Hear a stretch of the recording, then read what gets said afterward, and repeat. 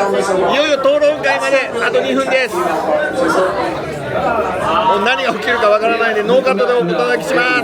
But I also think that just like he did in the first debate against Joe Biden, I think the formula here is to constantly tie Kamala Harris to the Biden administration, which is where Trump is winning against her on the economy, inflation, and all these other problems that we're having, and then sit back and let her talk. Let her explain herself, her past positions, current positions. How does she feel about how Biden has done on the economy? How does she feel about the border? And then turn it over and let her talk. Okay, thanks so much for joining us tonight, Donald and Rex. We're all staying tuned. Can't wait. And I have to say, as we are just a couple of less than 2 minutes away, this is such an extraordinary moment, especially, Rachel, when you consider that these two people that have been the center of our lives for the last 2 months have never met each other. I've never even met each other. And Harris said, if you got something to say it to my face. The question tonight, does Donald Trump actually go there? He's questioned her racial identity, he's questioned her intelligence as well, or does he stick to the issues?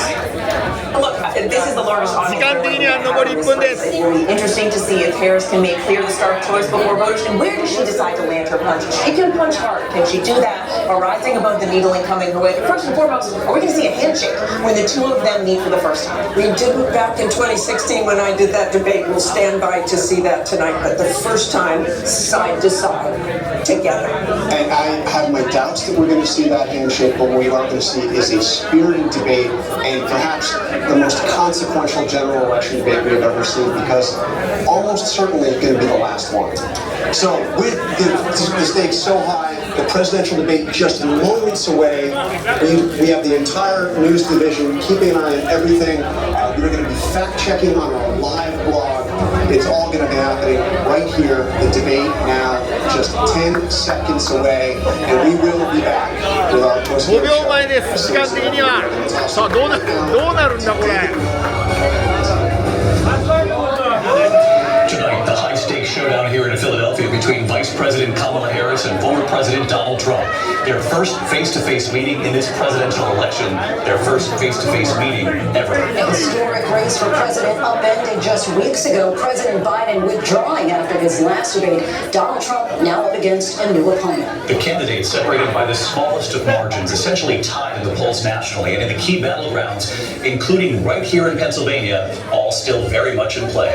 The ABC News presidential debate starts right now. This is an ABC News special, the most consequential moment of this campaign. Kamala Harris. Together, we will chart a new way forward. Donald Trump. We will soon be a great nation again. Face to face, historic.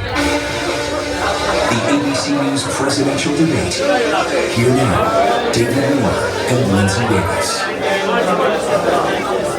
Good evening, I'm David Muir, and thank you for joining us for tonight's ABC News presidential debate. We want to welcome viewers watching on ABC and around the world tonight. Vice President Kamala Harris and President Donald Trump are just moments away from taking the stage in this unprecedented race for president. And I'm Lindsay Davis. Tonight's meeting could be the most consequential event of their campaigns, with Election Day now less than 2 months away. For Vice President Kamala Harris, this is her first debate since President Biden withdrew the race on July 21st. Of course, that decision followed his debate against President Donald Trump in June. Since then, this race has taken on an entirely new dynamic. And that brings us to the rules of tonight's debate. 90 minutes with 2 commercial breaks. No topics or questions have been shared with the campaigns. The candidates will have 2 minutes to answer questions, and this is the clock. That's what they'll be seeing. 2 minutes for rebuttals and 1 minute for follow-ups, clarifications, or responses. Their microphones will only be turned on when it's their turn to speak. No pre-written notes allowed. There is no audience here tonight in this hall at the National Constitution Center. This is an intimate setting for 2 candidates who have never met. President Trump won the coin toss. He chose to deliver the final closing statement of the evening. Vice President Harris selected the podium to the right. So let's now welcome the candidates to the stage. Vice President Kamala Harris and President Donald Trump.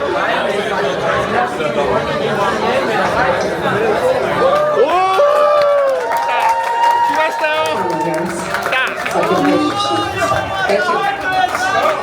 Welcome to you both. It's wonderful to have you. It's an honor to have you both here tonight. Good evening. We are looking forward to a spirited and thoughtful debate. So let's get started. I want to begin tonight with the issue that voters repeatedly say is their number one issue, and that is the economy and the cost of living in this country. Vice President Harris, you and President Trump were elected 4 years ago, and your opponent on the stage here tonight often asks his supporters, are you better off than you were 4 years ago? When it comes to the economy, do you believe Americans are better off than they were 4 years ago? So I was raised as a middle-class kid, and I am actually the only person on this stage who has a plan that is about lifting up the middle class and working people of America. I believe in the ambition, the aspirations, the dreams of the American people. And that is why I imagine and have actually a plan to build what I call an opportunity economy. Because here's the thing. We know that we have a shortage of homes and housing, and the cost of housing is too expensive for far too many people. We know that young families need support to raise their children, and I intend on extending a tax cut for those families of $6,000, which is the largest child tax credit that we have given in a long time, so that those young families can afford to buy a crib, buy a car seat, buy clothes for their children. My passion, one of them, is small businesses. My mother raised my sister and me, but there was a woman who helped raise us. We call her our second mother. She was a small business owner. I love our small businesses. My plan is to give a $50,000 tax deduction to start up small businesses, knowing they are part of the backbone of America's economy. My opponent, on the other hand, his plan is to do what he has done before, which is to provide a tax cut for billionaires and big corporations, which will result in $5 trillion to America's deficit. My opponent has a plan that I call the Trump sales tax, which would be a 20% tax on everyday goods that you rely on to get through the month. Economists have said that Trump sales tax would actually result for middle-class families in about $4,000 more a year because of his policies and his ideas about what should be the backs of middle-class people paying for tax cuts for billionaires. President Trump, I'll give you 2 minutes. First of all, I have no sales tax. That's an incorrect statement. She knows that. We're doing tariffs on other countries. Other countries are going to finally, after 75 years, pay us back for all that we've done for the world. And the tariff will be substantial in some cases. I took in billions and billions of dollars, as you know, from China. In fact, they never took the tariff off because there was so much money they can't. They would totally destroy everything that they've set out to do. They're taking in billions of dollars from China and other places. They've left the tariffs on. When I had it, I had tariffs, and yet I had no inflation. Look, we've had a terrible economy because inflation which is really known as a country buster. It breaks up countries. We have inflation like very few people have ever seen before, probably the worst in our nation's history. We were at 21%, but that's being generous because many things are 50, 60, 70, and 80% higher than they were just a few years ago. This has been a disaster for people, for the middle class, but for every class. On top of that, we have millions of people pouring into our country from prisons and jails, from mental institutions and insane asylums, and they're coming in and they're taking jobs that are occupied right now by African Americans and Hispanics, and also unions. Unions are going to be affected very soon. And you see what's happening. You see what's happening with towns throughout the United States. You look at Springfield, Ohio. You look at Aurora in Colorado. They are taking over the towns. They're taking over buildings. They're going in violently. These are the people that Xi and Biden led into our country, and they're destroying our country. They're dangerous. They're at the highest level of criminality, and we have to get them out. We have to get them out fast. I created one of the greatest economies in the history of our country. I'll do it again and even better. We are going to get to immigration and border security during this debate, but I would like to let Vice President Harris respond on the economy here. Well, I would love to. Let's talk about what Donald Trump left us. Donald Trump left us the worst unemployment since the Great Depression. Donald Trump left us the worst public health epidemic in a century. Donald Trump left us the worst attack on our democracy since the Civil War. And what we have done is clean up Donald Trump's mess What we have done and what I intend to do is build on what we know are the aspirations and the hopes of the American people. But I'm going to tell you all, on this debate tonight, you're going to hear from the same old tired playbook, a bunch of lies, grievances, and name-calling. What you're going to hear tonight is a detailed and dangerous plan called Project 2025 that the former president intends on implementing if he were elected again. I believe very strongly that the American people want a president who understands the importance of bringing us together, knowing we have so much more in common than what separates us, and I pledge to you to be a president for all Americans. President Trump will give you a minute to respond. Number one, I have nothing to do, as you know, and as she knows better than anyone, I have nothing to do with Project 2025. That's out there. I haven't read it. I don't want to read it purposely. I'm not going to read it. This was a group of people that got together. They came up with some ideas. I guess some good, some bad, but it makes no difference. I have nothing to do. Everybody knows I'm an open book. Everybody knows what I'm going to do. Cut taxes very substantially and create a great economy like I did before. We had the greatest economy. We got hit with a pandemic, and the pandemic was not since 1917, where 100 million people died, has there been anything like it. We did a phenomenal job with the pandemic. We handed them over a country where the economy and where the stock market was higher than it was before the pandemic came in. Nobody's ever seen anything like it. We made ventilators for the entire world. We got gowns, we got masks, we did things that nobody thought possible. And people give me credit for rebuilding the military. They give me credit for a lot of things, but not enough credit for the great job we did with the pandemic. But the only jobs they got were bounce back jobs. These were jobs bounced back, and it bounced back and it went to their benefit, but I was the one that created them. They know it, and so does everybody else. Vice President Harris, I'll let you respond. So, Donald Trump has no plan for you. And when you look at his economic plan, it's all about tax breaks for the richest people. I am offering what I describe as an opportunity economy, and the best economists in our country, if not the world, have reviewed our relative plans for the future of America.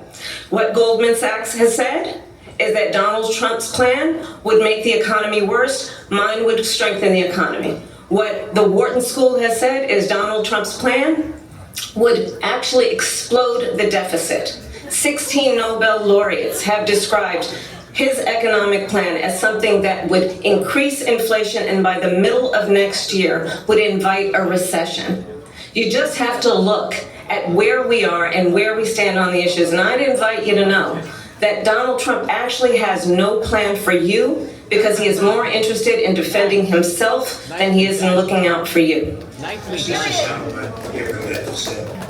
I went to the Wharton School of Finance, and many of those professors, the top professors, think my plan is a brilliant plan. It's a great plan. It's a plan that's going to bring up our worth, our value as a country. It's going to make people want to be able to go and work and create jobs and create a lot of good, solid money for our country. And just to finish off, she doesn't have a plan. She copied Biden's plan, and it's like 4 sentences, like one spot run. 4 sentences that are just, oh, we'll try and lower taxes.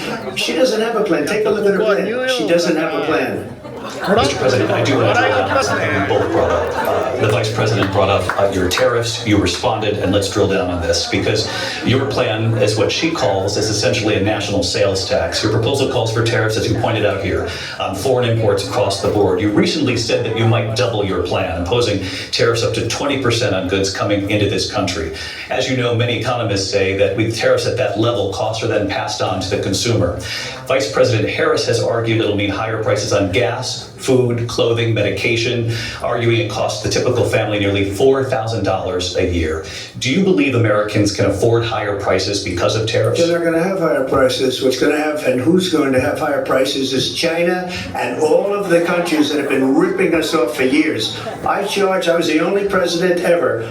China was paying us hundreds of billions of dollars, and so were other countries. And you know, if she doesn't like them, they should have gone out and they should have immediately cut the tariffs. But those tariffs are there 3.5 years now under their administration. we are going to take in billions of dollars, hundreds of billions of dollars. I had no inflation, virtually no inflation. They had the highest inflation perhaps in the history of our country, because I've never seen a worse period of time. People can't go out and buy cereal or bacon or eggs or anything else. The people of our country are absolutely dying with what they've done. They've destroyed the economy. And all you have to do is look at a poll. The polls say 80 and 85 and even 90% that the Trump economy was great, that their economy was terrible. Vice President Harris, I do want to ask for your response, and you heard what the president said there, because the Biden administration did keep a number of the Trump tariffs in place. So how do you respond? Well, let's be clear that the Trump administration resulted in a trade deficit, one of the highest we've ever seen in the history of America. He invited trade wars. You want to talk about his deal with China? What he ended up doing is, under Donald Trump's presidency, he ended up selling American chips to China to help them improve and modernize their military, basically sold us out, when a policy about China should be in making sure the United States of America wins the competition for the 21st century, which means focusing on the details of what that requires, focusing on relationships with our allies, focusing on investing in American-based technology so that we win the race on AI, on quantum computing, focusing on what we need to do to support America's workforce so that we don't end up having on the short end of the stick in terms of workers' rights. But what Donald Trump did, let's talk about this, with COVID, is he actually thanked President Xi for what he did during COVID. Look at his tweet. "Thank you, President Xi!" exclamation point, when we know that Xi was responsible for lacking and not giving us transparency about the origins of COVID. President Trump, I'll let you respond. First of all, they bought their chips from Taiwan. We hardly make chips anymore because of philosophies like they have and policies like they have. I don't say her because she has no policy. Everything that she believed 3 years ago and 4 years ago is out the window. She's going to my philosophy now. In fact, I was going to send her a MAGA hat. She's going to my philosophy. If she ever got elected, she'd change it. And it will be the end of our country. She's a Marxist. Everybody knows she's a Marxist. Her father's a Marxist professor in economics, and he taught her well. But when you look at country, and when you look at these millions and millions of people that are pouring into our country monthly, where it's, I believe, 21 million people, not the 15 that people say, and I think it's a lot higher than the 21. That's bigger than New York State pouring in. And just look at what they're doing to our country. They're criminals. Many of these people coming in are criminals, and that's bad for our economy too. You know, you mentioned before, we'll talk about immigration later. Well, bad immigration is the worst thing that can happen to our economy. They have, and she has, destroyed our country with policy that's insane. Almost policy that you say they have to hate our country. President Trump, thanks. I want to turn to the issue of abortion. President Trump, you often touted that you were able to kill Roe v. Wade. Last year, you said that you were proud to be the most pro-life president in American history. Then last month, you said that your administration would be great for women and their reproductive rights. In your home state of Florida, you surprised many with regard to your 6-week abortion ban, because you initially had said that it was too short. And you said, quote, "I'm going to be voting that we need more than 6 weeks." But then the very next day, you reversed course and said you would vote to support the 6-week ban. Vice President Harris says that women shouldn't trust you on the issue of abortion because you've changed your position so many times. Therefore, why should they trust you? So the reason I'm doing that vote is because the plan is, as you know, the vote is, they have abortion in the 9th month. They even have, and you can look at the governor of West Virginia, the previous governor of West Virginia, not the current governor, who's doing an excellent job, but the governor before, he said the baby will be born and we will decide what to do with the baby. In other words, we'll execute the baby. And that's why I did that, because that predominates, because they're radical. The Democrats are radical in that. And her vice presidential pick, which I think was a horrible pick, by the way, for our country, because he is really out of it. But her vice presidential pick says abortion in the 9th month. is absolutely fine. He also says execution after birth. It's an execution, no longer abortion, because the baby is born, is okay. And that's not okay with me, hence the vote. But what I did is something for 52 years. They've been trying to get Roe v. Wade into the states. And through the genius and heart and strength of 6 Supreme Court justices, we were able to do that. Now, I believe in the exceptions for rape, incest, and life of the mother. I believe strongly in it. Ronald Reagan did also. 85% of Republicans do. Exceptions. Very important.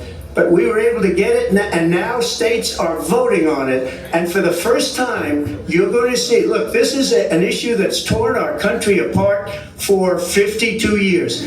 Every legal scholar, every Democrat, every Republican, liberal, conservative, they all wanted this issue to be brought back to the states where the people could vote. And that's what happened. And now, Ohio, the vote was somewhat liberal. Kansas, the vote was somewhat liberal, much more liberal than people would have thought. But each individual state is voting. It's the vote of the people now. It's not tied up in the federal government. I did a great service in doing it. It took courage to do it. And the Supreme Court had great courage in doing it. And I give tremendous credit to those 6 justices. There is no state in this country where it is legal to kill a baby after it's born.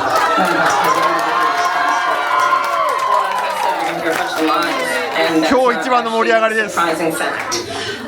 Let's understand how we got here. Donald Trump hand-selected 3 members of the United States Supreme Court with the intention that they would undo the protections of Roe v. Wade. And they did exactly as he intended. And now in over 20 states, there are Trump abortion bans, which make it criminal for a doctor or nurse to provide health care. In one state, it provides prison for life. Trump abortion bans that make no exception even for rape and incest, which understand what that means. A survivor of a crime of violation to their body does not have the right to make a decision about what happens to their body next. That is immoral. And one does not have to abandon their faith or deeply held beliefs to agree. The government, and Donald Trump certainly, should not be telling a woman what to do with her body. I have traveled around our country. You want to talk about this is what people wanted? Pregnant women who want to carry a pregnancy to term, suffering from a miscarriage, being denied care in an emergency room because the healthcare providers are afraid they might go to jail, and she's bleeding out in a car in the parking lot. She didn't want that. Her husband didn't want that. A 12 or 13-year-old survivor of incest being forced to carry a pregnancy to term. They don't want that. And I pledge to you, when Congress passes a bill to put back in place the protections of Roe v. Wade, as President of the United States, I will proudly sign it into law. But understand, if Donald Trump were to be reelected, he will sign a national abortion ban. Understand, in his Project 2025, there would be a national abortion, a monitor that would be monitoring your pregnancies, your miscarriages. I think the American people believe that certain freedoms, in particular the freedom to make decisions about one's own body, should not be made by the government. Thank you, Vice President Harris. Well, there she goes again. It's a lie.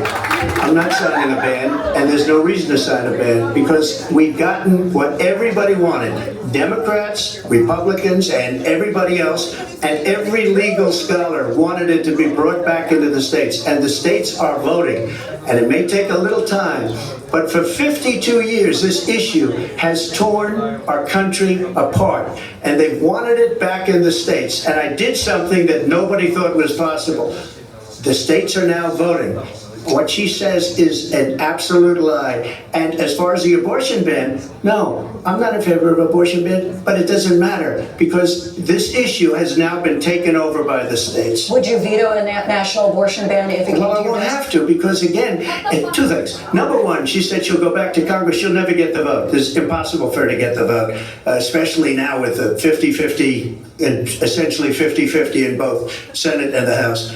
She's not going to get the vote. She can't get the vote. She won't even come close to it. So it's just talk. You know what it reminds me of? When they said they're going to get student loans terminated, and it ended up being a total catastrophe. The student loans, and then her, I think probably her boss, if you call him a boss, he spends all his time on the beach. But look, and so we'll do it again. We'll do it a different way. He went out, got rejected again by the Supreme Court. So all these students got taunted with this whole thing about this whole idea.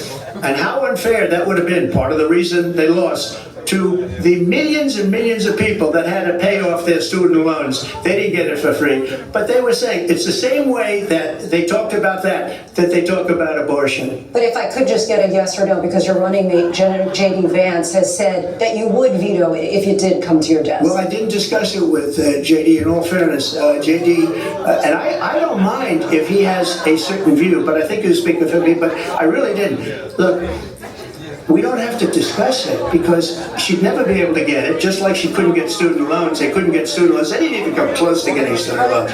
They taunted young people and a lot of other people that had loans. They can never get this approved. So it doesn't matter what she says about going to Congress. So wonderful, let's go to Congress, do it. But the fact is that for years they wanted to get it out of Congress and out of the federal government, and we did something that everybody said couldn't be done. And now you have a vote of the people on abortion. Vice President Harris, I want to give you your time to respond, but I do want to ask, would you support any restrictions on a woman's right to an abortion? I absolutely support reinstating the protections of Roe v. Wade, and as you rightly mentioned, nowhere in America is a woman carrying a pregnancy to term and asking for an abortion. That is not happening. It's insulting to the women of America. And understand what has been happening under Donald Trump's abortion bans. Couples who pray and dream of having a family are being denied IVF treatments. What is happening in our country?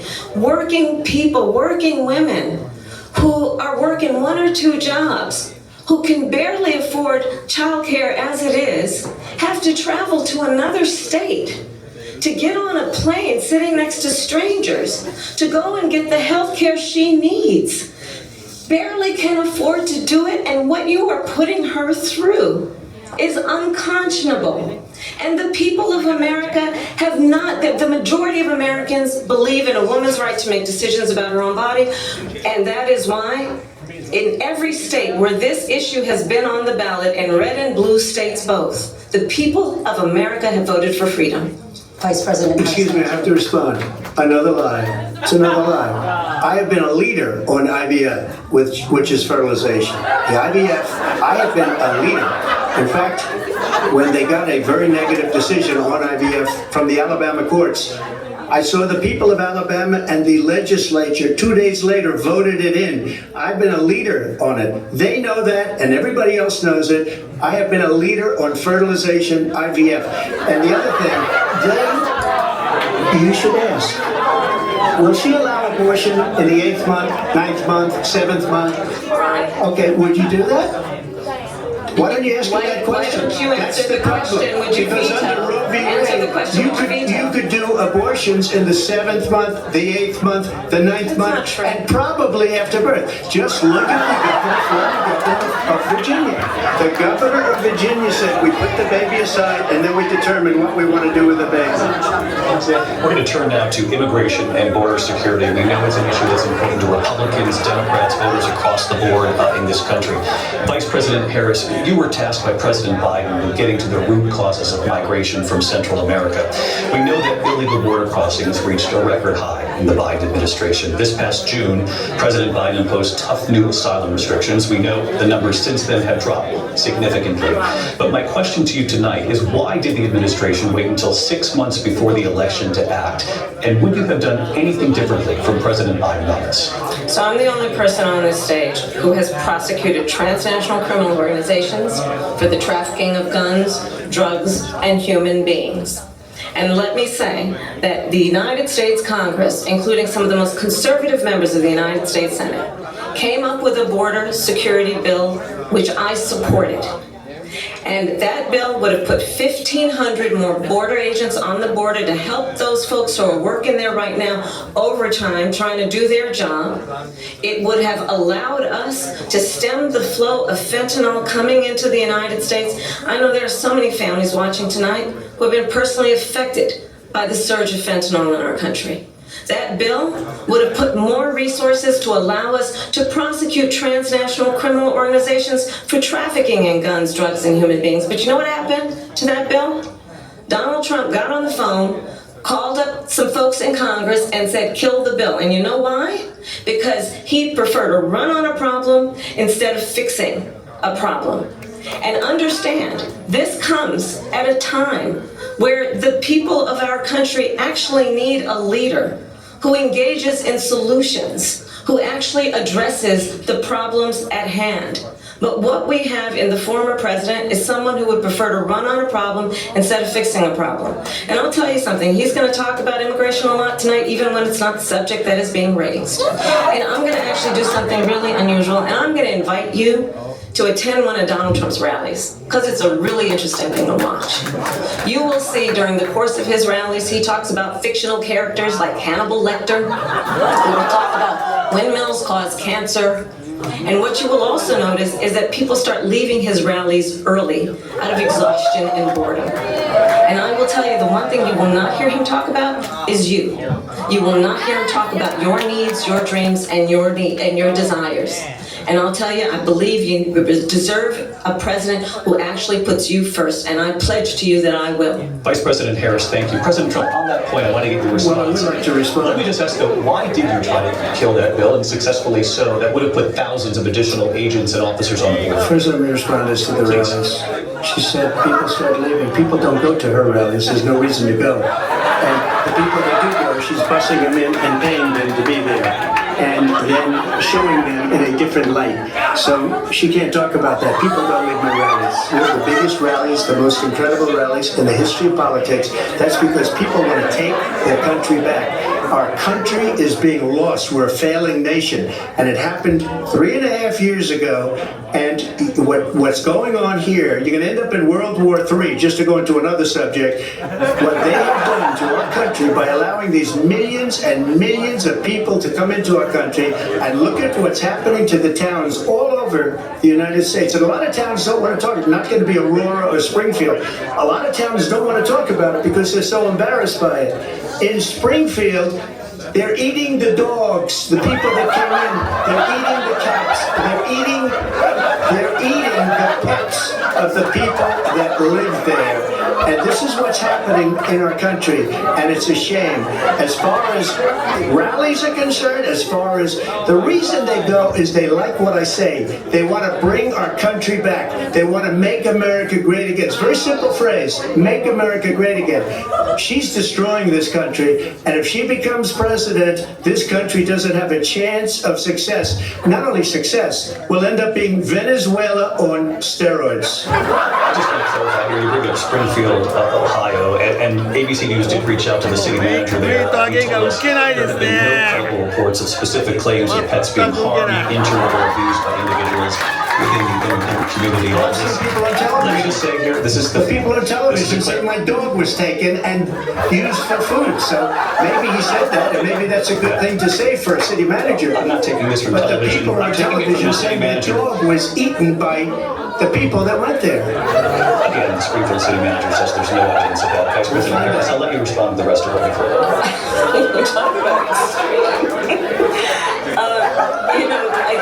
This is, I think, one of the reasons why in this election I actually have the endorsement of 200 Republicans who have formerly worked with President Bush, Mitt Romney, and John McCain, including the endorsement of former Vice President Dick Cheney and Congress member Liz Cheney.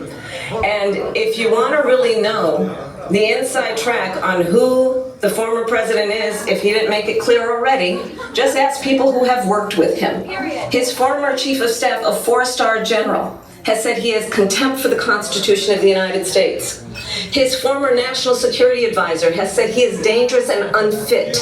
His former Secretary of Defense has said the nation, the Republic, would never survive another Trump term.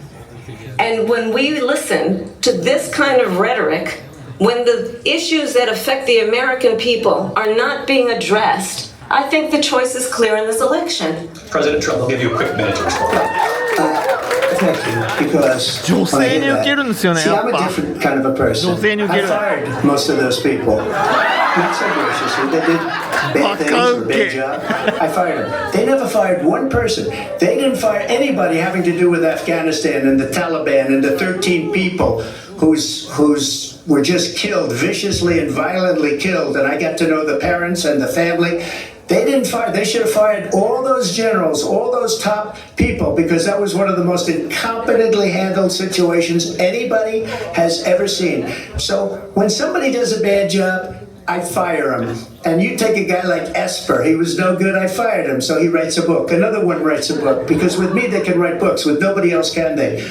But they have done such a poor job, and they never fire anybody. Look at the economy, look at the inflation. They didn't fire any of their economists, they have the same people. That's a good way not to have books written about you. But just to finish, I got more votes than any Republican in history by far. In fact, I got more votes than any president, sitting president in history by far.